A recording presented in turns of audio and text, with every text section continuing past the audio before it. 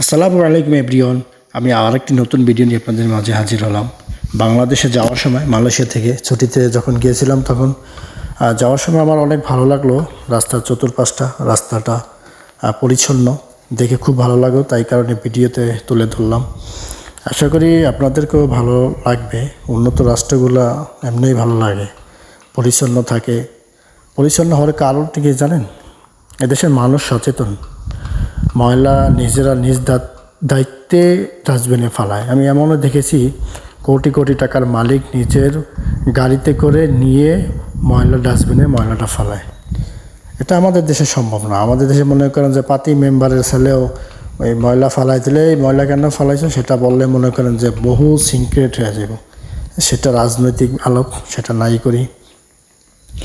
তবে আমার কাছে খুব ভালো লাগলো দেখেন, যদিও মালয়েশিয়াতে প্রশস্ত রাস্তাগুলো, কারণ জমির সংখ্যা তো অনেক বেশি, সরকারের আওতায় প্রশস্ত, জ্যাম কম, চতুর্পাশের বেশি বাংলাদেশের মতো এত না।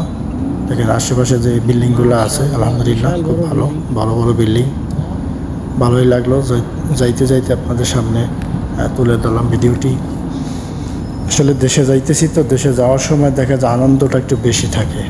আনন্দের মাঝে আর একটু আনন্দ উপভোগ করতে করতে গেলাম রাস্তাটা মালয়েশিয়ার।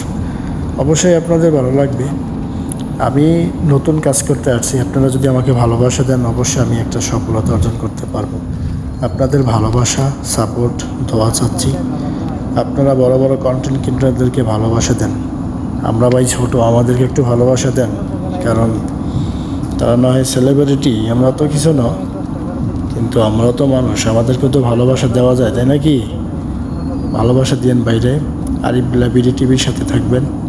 ভাই নতুন আসছে, আপনাদের মাঝে ভালোবাসা বিলাতে আপনাদেরকে অনন্ত ভালোবাসা দিবে। আপনারা আমাকে একটু ভালোবাসা দিবেন। ভালো থাকবেন।